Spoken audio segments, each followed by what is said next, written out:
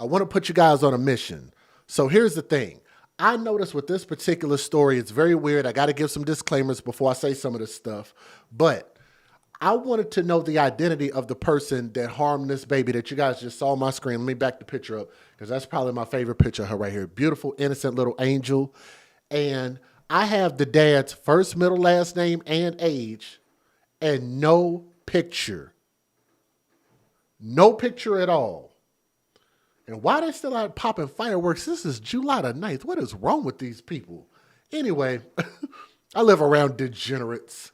But I was just curious as to, it seemed like somebody went through on the internet and literally scrubbed his picture from everywhere, from whether it be like mugshot websites or anything like that. I could not find the father of this little girl who ended her life, could not find his picture. I'm confused about that, and I want to put everybody on a mission that I want to find his face because I think that this story deserves that level of justice. So before we get into the details, let me give you guys a disclaimer, and then we will go from there after I move this. There we go.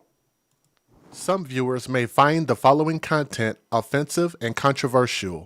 The information in this video comes from multiple sources, including court records, official police charges, news web articles, and interviews. This video commentary also contains my personal opinions about the facts of this story. The point is to use this story as a cautionary tale in hopes of preventing tragedies like these to children going forward. Viewer discretion is advised. That is your official disclaimer. And I'm getting this news article from KEYT.com. I have no idea what that is, but most of the information was about the same. So anyway, this is out of Bethany, Oklahoma. I am familiar with Bethany, Oklahoma. Shout out to my people out there. I got some people that actually work and live out there in Bethany. Okay. So this story hits a little different when it occurs in places that you've been. Now, court records show that a father who shot and killed his 6-year-old daughter before turning the gun on himself has a history of violence. And I think that was actually why I pulled this particular article, because I wanted to stress that point. So let me say it again. He had a history of violence. That's the biological mother. She did a public interview. Otherwise, I wouldn't have shown the son that's on her right-hand side or her left-hand side on the right-hand side of the screen. But they actually did a public interview, so I will actually show that here in a little bit by way of fair usage.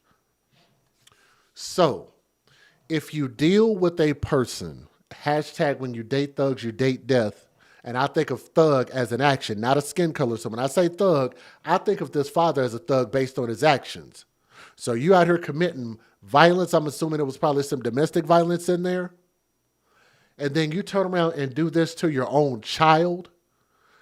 Here's what you don't hear and you won't hear. You won't hear people say things like, we don't know what he was going through mentally. We wonder what the mother must have put him through.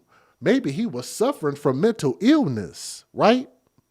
In situations like this, usually when it's men, you are not going to hear a lot of people clamoring for mental illness. But here's the caveat, like I like to say.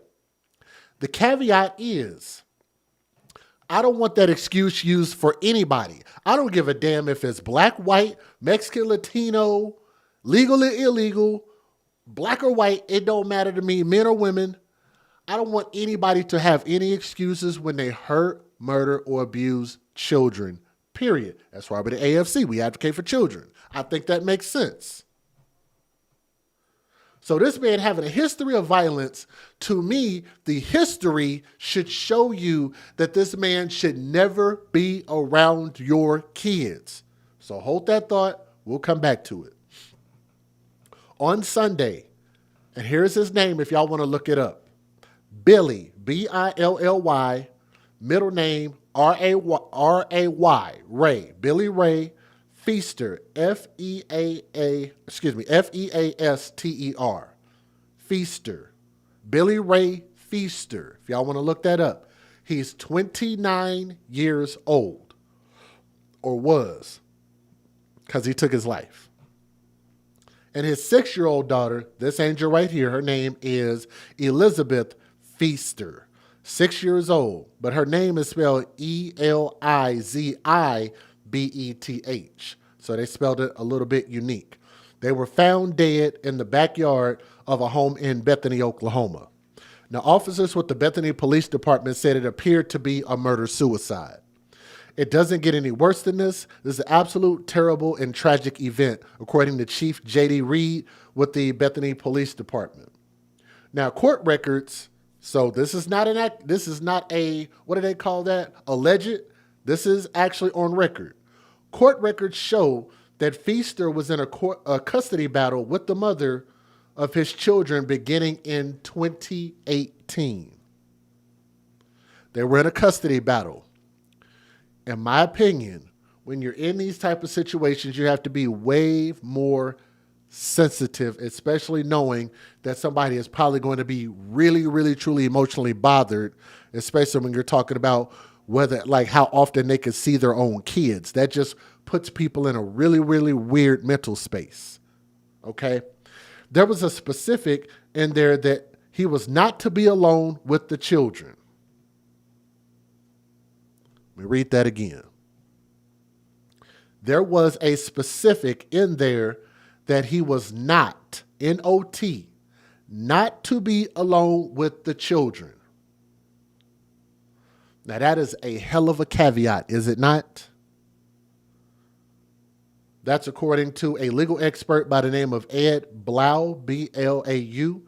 In the end, the judge gave the mom full custody and gave the dad supervised visitation for 4 to 6 hours a week. So to me, that actually shows that he presents a danger, a clear danger to his kids, especially if you have to watch him at all times when he's around those kids, okay? Now, looking at court records, Blau said that the arrangement was in place leading up to Sunday's tragedy. It looks like the agreement has been in place since March of 2020. It's at least 5 years. There were no additional filings regarding requests for emergency hearings or anything of that nature. Now, the mother of Feaster's children, I think her name is, what is her name? I forgot her name. I can pull it up real quick. Hold on. Because she does an interview here. I don't have it right in front of me. Maybe I'll have to tag it. Actually, hold on, because she just did an interview. Tiana Folk, that's her name right there. You see it on the bottom of the screen. The mother of Feaster's children filed for a paternity ruling or child custody back in December 2018. In that filing, court documents say that the mother claimed Feaster broke her phone so she could not call the police when he became violent. The same weekend, the petitioner witnessed Billy physically kick their 3-year-old son. The only thing that stands out to me is the fact that the judge only awarded him supervised visitation. The law presumes joint custody and equal time. For a parent to have to file an order that only grants supervised visitation, there had to have been some real concerns on behalf of the judge. Again, that's why I don't think he should have been around these kids. Now, court records also show that Feaster tried to file a protective order against the woman after she filed for custody of the children. But a judge dismissed that in March of 2020. The judge heard both cases and in the end dismissed the VPO that was filed by Billy against the mom. Bethany police are still investigating a possible motive. So I think we know what the motive is. He's controlling. He's hateful. He's an evil person. And he did this. You found him. I'm trying to tell you, if you think you found the picture of him, it is very, very hard to find. I've been looking on the internet for hours, and I had difficulty doing it. So I'm going to check the email here in just a second and see what you came up with. So if you got it, that'd be awesome. That'd be really, really awesome. But for him to be that level of danger You know, you had to have seen this becoming like a buildup. And all you could do is really just live up to what the court order is. So if you had supervised visitation, cool. But I think what ended up happening, and I don't quite remember, but I think they ended up trying to operate like let him see his kid like one time outside of that perimeter. I don't quite know that to be a fact. But let me give you guys the fair usage and we'll take a look at the couple of news videos. So here we go.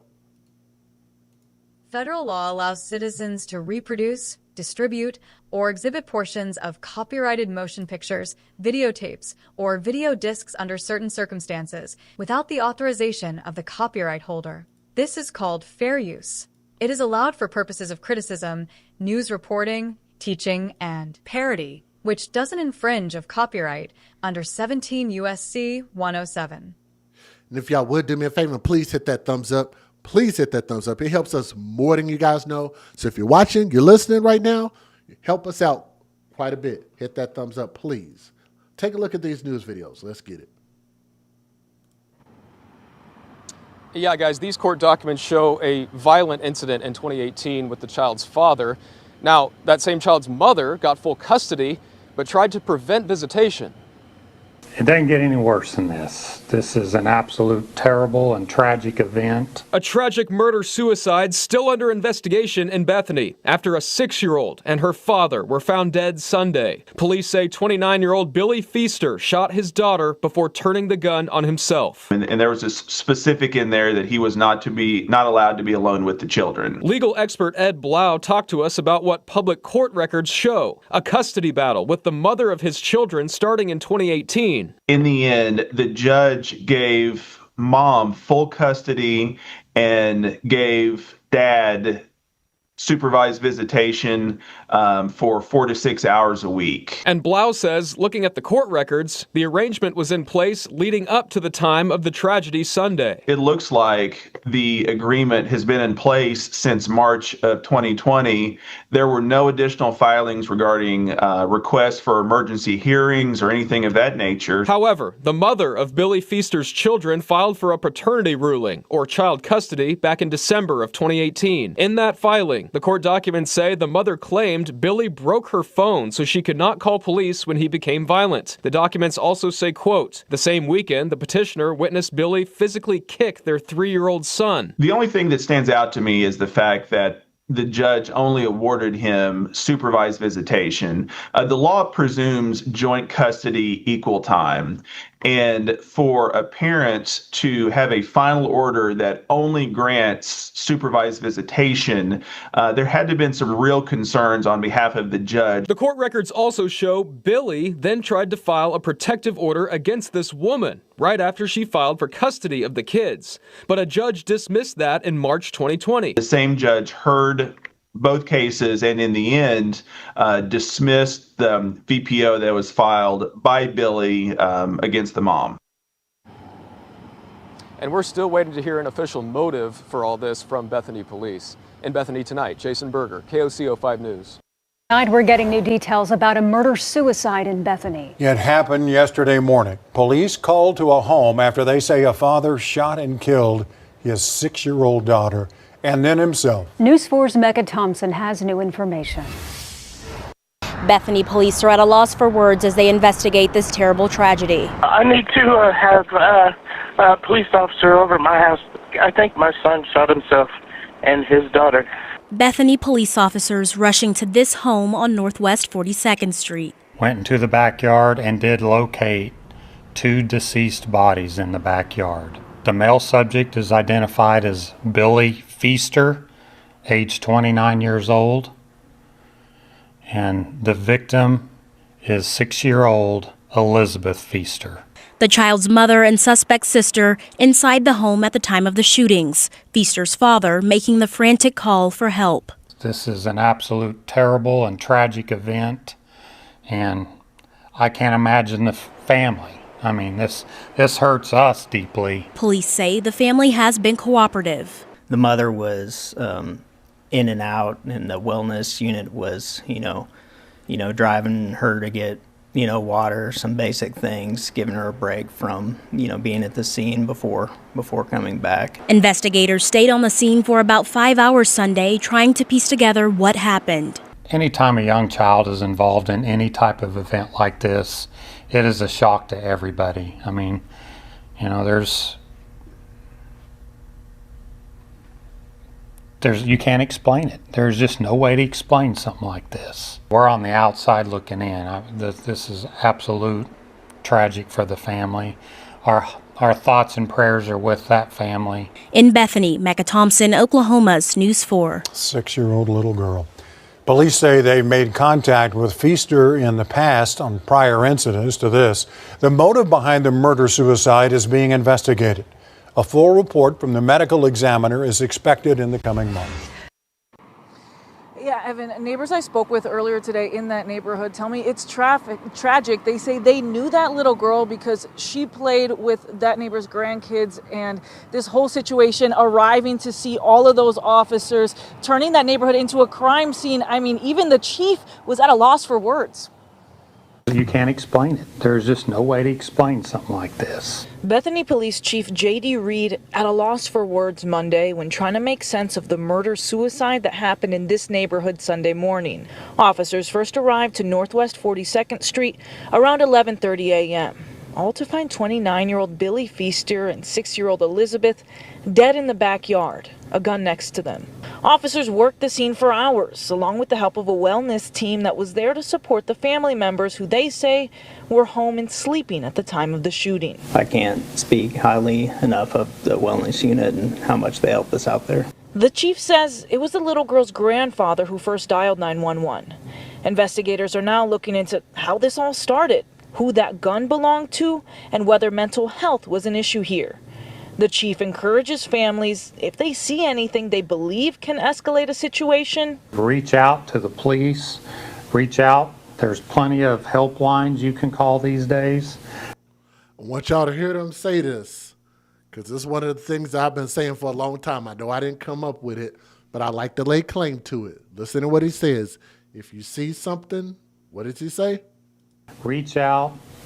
See something, say something. Some of y'all get the joke because a long time ago I actually said that I came up with that. Obviously I was being facetious, but because it's been around for a long time. But I like to lay claim to the fact that I think I popularized it quite a bit. See something, say something, especially like bringing it back since I've been doing my stories on YouTube. See something, say something. Reach out to the police. Reach out. There's plenty of helplines you can call these days. Reach out. See something, say something. And that way, hopefully, we can stop a tragic event like this from occurring again. So hopefully at some point, these police and interviewers and news team people will start being like, hey, shout out to the AFC podcast. If you see something, say something, you know, especially since we're advocating for children. It'd be nice if they give your boy a shout out from time to time, but it's all good. and like I said, the grandfather was the one who made that 911 call. The chief gave us that 911 call. I have it right here, but honestly, hearing how heartbroken he is, how confused over the situation, out of respect for that family, we decided not to air it at this time. Live in Bethany, Chantal Navarro, KOCO 5 News. So again, the individual that we're looking for, his name is Billy Ray Feaster. So that picture I got, like I said, I've warned you guys, if you are able to find it, just know that it is very difficult. The internet has done a very good job of trying to scrub his information to make it to where you can't find it.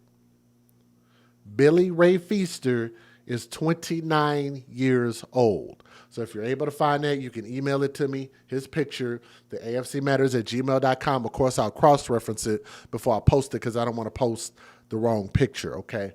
So if anybody wants to take a task on that, that would be greatly helpful to us. So we could also pay tribute and homage to this angel that lost her life for absolutely no reason, to her father because her father was mad at the mom, and he decided to take it out on this angel, and she needed every opportunity to grow up and become something great, and she deserved that. So I will say to Elizabeth Feaster, young princess, R.I.P. So thank you guys so much for listening to this story. Let me see. I thought I had a video of the brother doing an interview. Let me see. Do I not have that? Hold on. We're getting new details At the time of the shooting for about 5 hours Sunday, trying to piece together what happened. Police say they Of the shoot on Northwest 4. First arrived to North father who CNN that 911 call. I have it. I have the interview with the mom, but where's that video at? The Lafayette man has been sentenced to of liquid laundry detergent. 90 in a and 30. That's not it. Hold on. Let me see if I can find it. Maybe I got my videos mixed up. Let me get this out of here. Now to a disturbing arrest in Orange. Nope. An arrest. Nope. That's not it. Let me hold on, y'all. Give me a second. Let me look and see. There's a complete I wanted y'all to hold on. I have it here. If y'all would give me a moment, let me try. We're going to do this on the fly. And thank you. We have 2 more donations that came in by way of Cash App. If one of my moderators, y'all have the ability to post my links in the chat, that would help me out quite a bit. Let me see. I will post Cash App and PayPal. If anybody wants to send anything $1 and above, I will make sure and shout you out for showing some love to us, the AFC Podcast. Email it to me if you think you got it, Tommy Todd, the AFCmatters@gmail.com. But I promise it is very, very hard to find. I'm able to cross-reference whatever pictures you send, so I'll know if it's the right one. But if you think you got it, send it to me. So we're on story number 1, just so you guys know. Story number 1. So let me say thank you real quick to Cherie. Cherie O was the last person in the chat. Said thank you for all that you do. And to Deborah Dorr. Said love you, Jay. Love you right back, Deborah Dorr. Thank you very much. We also got Yushima, Reed 3002, Yvonne J, and my guy QB. Those are all Cash App. So if y'all are listening, thank you very much. Let me see if I can find that video. Give me a second. I do not want to end this without y'all getting a chance to see this. So this is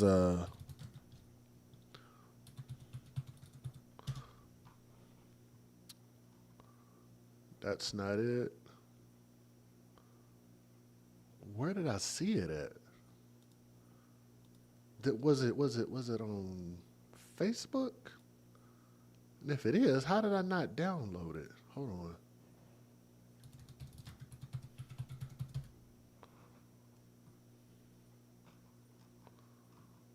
Okay, we saw the GoFundMe.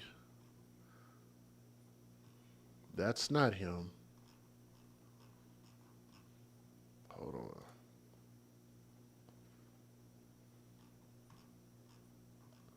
I don't know. Maybe I'll have to go back. If I find it, I'll put it back in the video. I'll splice it back in there.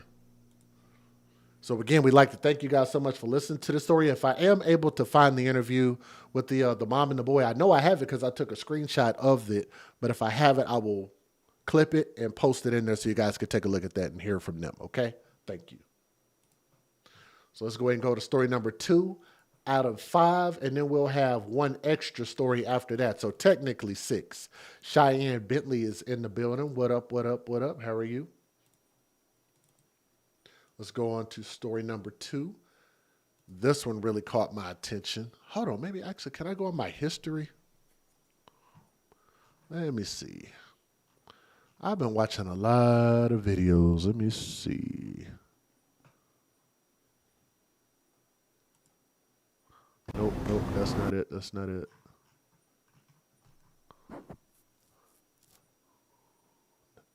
They did an interview. But I think it was on Facebook, though.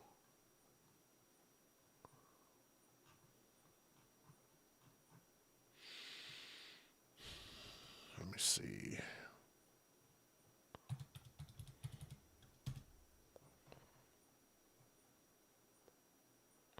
Let's see.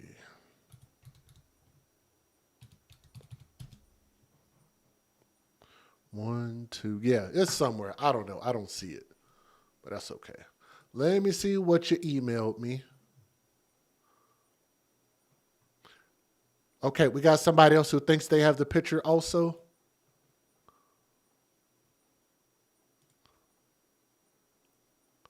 Oh, okay, you were responding. Okay. Yep. Whatever you pulled up, that was from a completely different story. That's okay. Because like I said, as long as I get the picture. Oh, that might be it. Tomita. I think you got it. I think we got a winner, ladies and gentlemen. Winner, winner, chicken dinner. I'm going to cross-reference it. Let me see if we got it.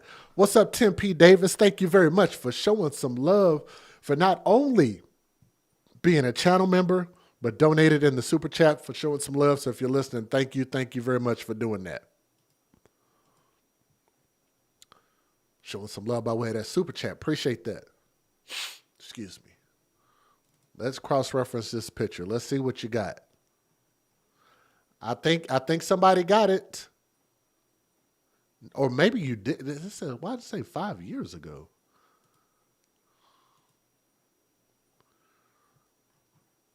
Oh, damn. Yep, no. Nope. Tomita, I think that's wrong. Nope. That ain't it. This is why you gotta love Google, man. It said 5 years ago. I'm like, wait a minute, that's not right. Hold on, I'll send you the link. I'll show you. That's not him. Here's the link to that guy's story. That's why I'm very, very careful about posting any images if I am not sure. And sometimes I still get it wrong, but that's a highly unlikely chance. So Tommy Todd, check your email. I just emailed you back. I want you to take a look at that. That is coming from news9.com, which as crazy as that is, that's Bethany, Oklahoma. That does look like the guy, but that ain't him. 100% not him. I even found this guy's obituary. Yep, damn. I even found this guy's obituary. That's definitely not him. That's why I was trying to tell y'all, if you think you got it, cool. But it's going to be very, very hard for y'all to find that picture. His name is Billy Ray Feaster.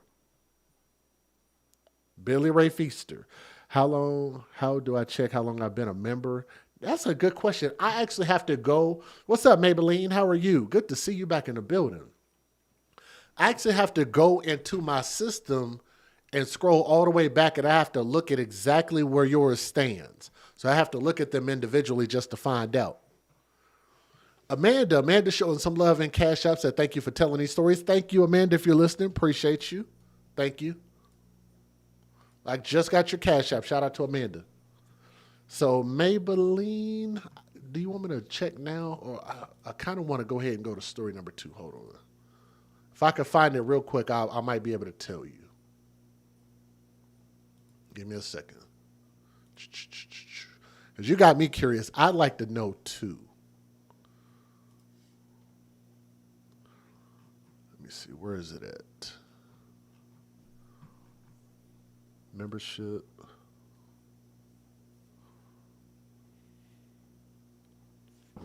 Badge. Oh, wow. Okay, I found it, Maybelline. So you're 4 years plus. So you're more than 4 years and just shy of 5 years. Damn. How cool is that? Sheesh. They have it all. You could do all the way up to 10 years. That I never thought I'd see the day. That is pretty cool.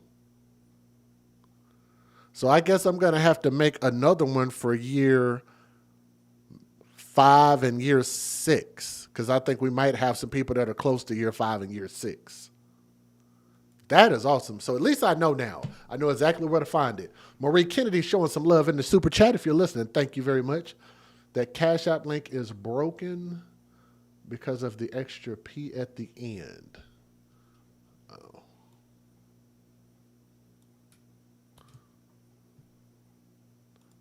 Let me see. Oh, no. It's a symbol.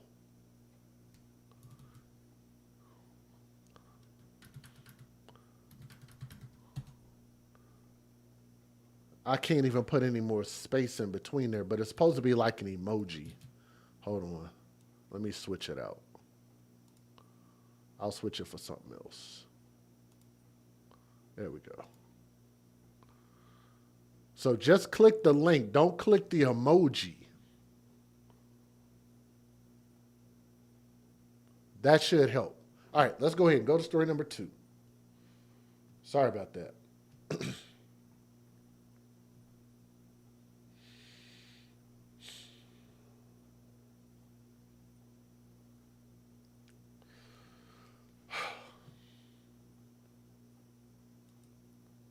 I've been saying this for a long time, that it seems like when it comes, oops, messed that up. I've been saying this for a long time. It seems like we are literally our own worst enemy when it comes to situations like this.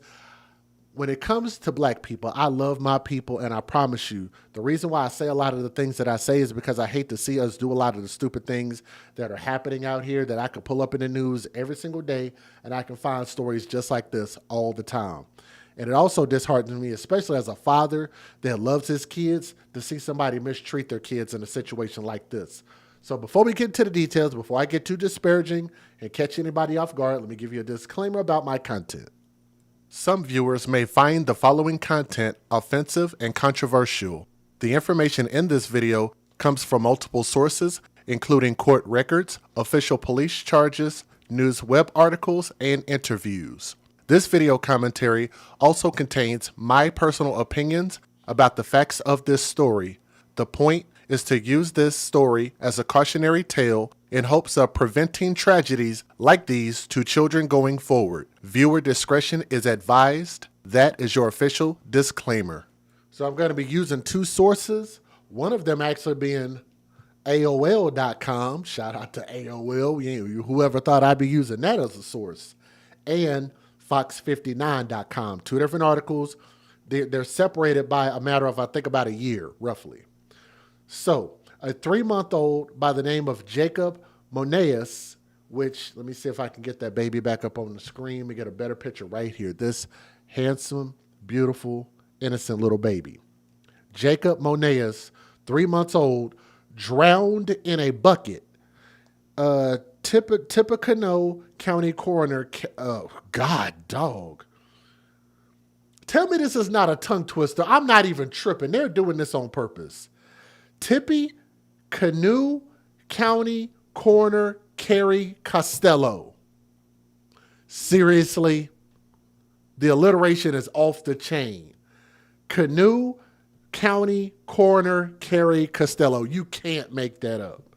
Said, citing Monday's preliminary autopsy results, and again, this is back in August of 2024. And I'm not joking. That's on AOL. Lafayette police confirmed Monday that the liquid in the orange bucket where the baby Jacob was found appeared to be laundry detergent. Yep. Basically another bathtub story. It was filled up with laundry detergent. That's what this baby drowned and died in. There were no signs of obvious trauma to baby Jacob's body that may have contributed to the infant's death.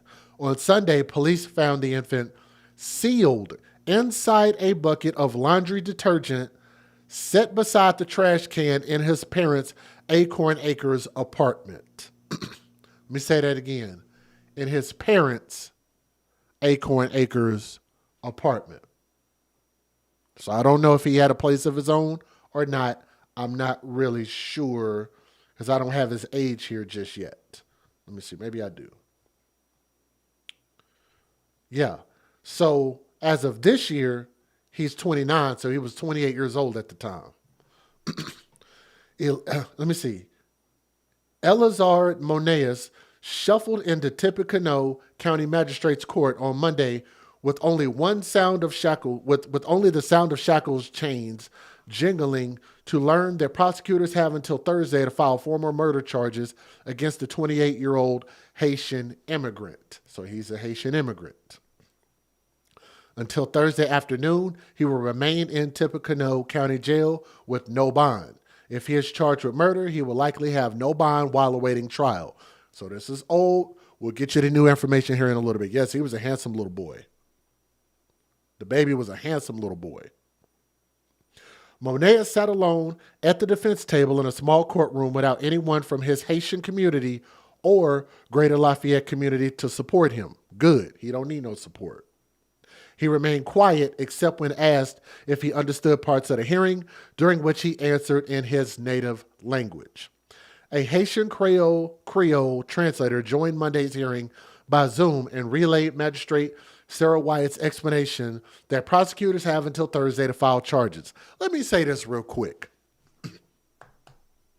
One thing that should be required in order for people to be in our country, and this is to law-abiding citizens of America, is everybody here who lives here should learn the English language. That is the dominant language here. If you cannot speak it, you need to learn it. I don't see what's so difficult about that. We shouldn't be adapting to all these different people, getting translators or writing everything in their language and adapting to them. No, they should be adapting to America, not America adapting to them, in my humble opinion. But I've only been here 42 years. What do I know? The translator also detailed Wyatt's specific instructions about no order contact with his wife, who Moneas is a suspect of severely beating his wife with a tire iron to the point that where he ended up crushing, I think, a piece of her skull, and she had to go to the hospital and get treated.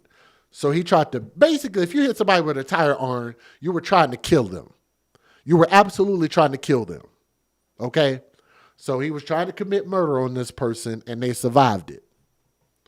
Moneas said he understood and said at one point, and stood up to sign a piece of paper acknowledging the no contact order, barring him from reaching out to his wife of 11 months.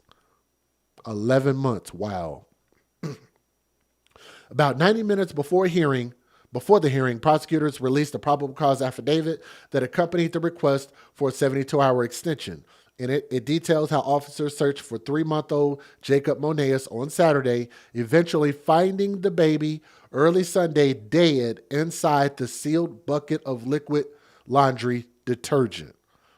And I think that this fool might have actually done that to hide the smell, not only to drown the child, but to also make it to where it would be really hard to smell the death of that child too, depending on how long that process was. I don't know. Maybe he didn't think that far into it.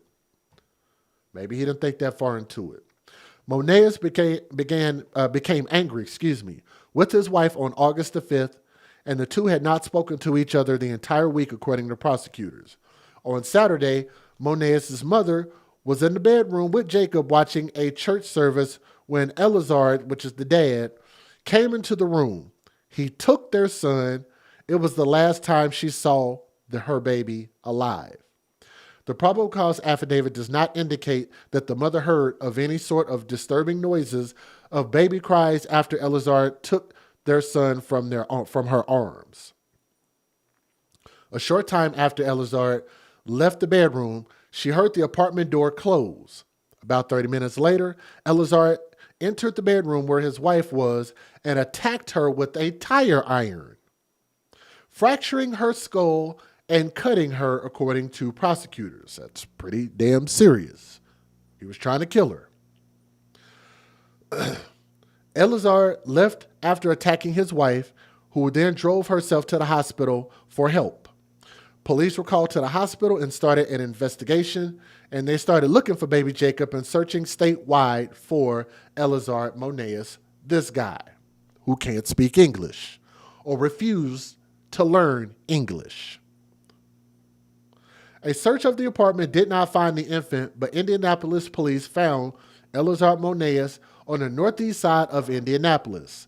They detained him until Lafayette police arrived to take him into custody.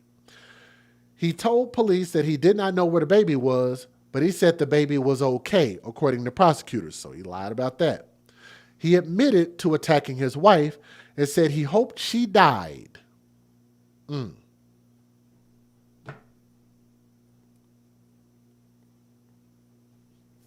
Just before 5 a.m. on Sunday, officers at Monaes' apartment became curious about a bucket of laundry detergent by a trash can in the kitchen.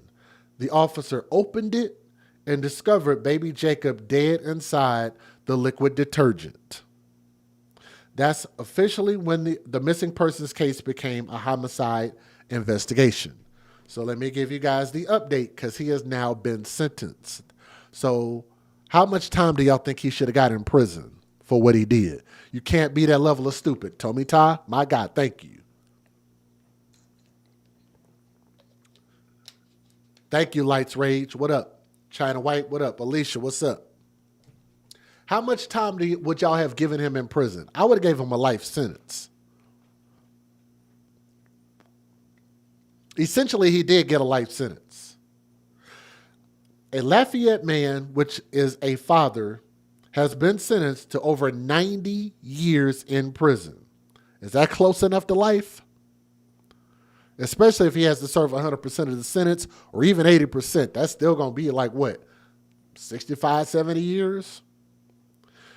He is sentenced to over 90 years in prison for his role in the death of his 3-month-old son. According to the Tippecanoe County Prosecutor's Office, 29-year-old, he's currently 29 years old, Elazar Monaes has been sentenced to 92 years in the Indiana Department of Corrections after being convicted of murder and attempted murder, a level 1 felony. He needs to be in general population. I agree. Thank you. Capital punishment wouldn't be a bad idea. He deserves a very long sentence in jail or prison. I agree. Somebody said he needs to be a Gator Gitmo. What do they call it? Alligator Alcatraz. That'd be a good. No, because that's supposed to be temporary. We talking about for the rest of your life. Now, if you just threw him to some alligators, I mean, I'm not gonna say I'd be mad at that. I'm not saying they should do it, but I wouldn't be mad if it just happened to be the case, right? The investigation into Elazar began on August the 10th of 2024, which was my birthday, by the way, when officers with the Lafayette Police Department were called to the IU Health Arnett Hospital in response to a domestic incident. Police arrived and spoke with the suspect's wife, who said that this man, Elazar, whatever his freaking name is, I don't really give a crap how to pronounce it properly.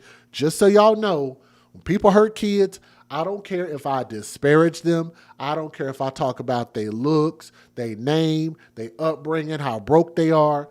Pay that no mind. They killed a baby. Fuck them. Right? Fuck him. Let's keep going. Police arrived and the suspect spoke. Police arrived and spoke with the suspect's wife, who Elazar became upset with her on August the 5th, and that he had shown up to her residence on August the 10th, 5 days later. According to court documents, he entered the residence and reportedly struck his wife with a tire iron or wrench of some kind. After the assault, he left the scene and reportedly drove off with their 3-month-old son, Jacob. When officers were speaking with his wife at the hospital, she stated that she did not know where her son was because he had taken him away from her. The attack left Elazar's wife with a fractured skull after she self-transported to the hospital for treatment of her injuries. When officers arrived at the victim's home, they reportedly found evidence of blood splatter, indicating some type of assault had taken place. Police were unable to find Elazar's 3 months old son during the initial search of the home. After previous reports, Indianapolis Metro Police assisted LPD in finding Elizard at the Mason Garden apartment complex in Lawrence. The search for Jacob ended on August the 11th when the county coroner's office was called to the 2500 block of Lexington Court in Lafayette in response to a deceased infant. Which y'all know, they saw the bucket that was next to the trash can, opened it up, and found the dead baby inside of laundry liquid. You just won't hear crazier stories than here. When authorities arrived on the scene, they reportedly found Jacob's body stuffed inside of that orange bucket. The bucket was sitting next to a trash can at the same residence where Elizard had battered his wife. The child's body was recovered alongside a dark-colored liquid inside the bucket, detectives said. When Elizard was brought in for questioning, he said he didn't know the child's location. During an interview, Elizard admitted to beating his wife 2 or 3 times with a tool from the vehicle. During the assault, Elizard reportedly told his wife that he hoped she would die from her injuries. An autopsy report confirmed Jacob's cause of death was due to asphyxia, and the child's death was ruled as a homicide. Elizard was placed under arrest and transported to the Tippecanoe County Jail on charges of 1 count of murder, 1 count of attempted murder, level 1 felony, 1 count of aggravated battery, level 3 felony, 1 count of criminal confinement resulting in serious bodily injury, level 3, 1 count of domestic battery resulting in bodily injury, level 5, 1 count of domestic battery by means of a deadly weapon, level 5 felony. That all got him 92 years in prison. I think that is sufficient. Let me get up. Wrong one. Let me give you the other one. Let me give you the fair use. I'll show you guys the news video. Here we go. Federal law allows citizens to reproduce, distribute, or exhibit portions of copyrighted motion pictures, videotapes, or video discs under certain circumstances without the authorization of the copyright holder. This is called fair use. It is allowed for purposes of criticism, news reporting, teaching, and parody, which doesn't infringe of copyright under 17 U.S.C. 107. Y'all do me a favor and please hit that thumbs up. If y'all agree that there is a special place in hell for people like this damn fool, this alleged father, please hit that thumbs up. Leave a comment. Type something in the chat. Let me know that you guys are with me, okay? Here we go. Let's get it. Please hit that thumbs up if you guys are listening. Let me get the videos up. I actually didn't swap them out yet. I was looking for something else. So here we go.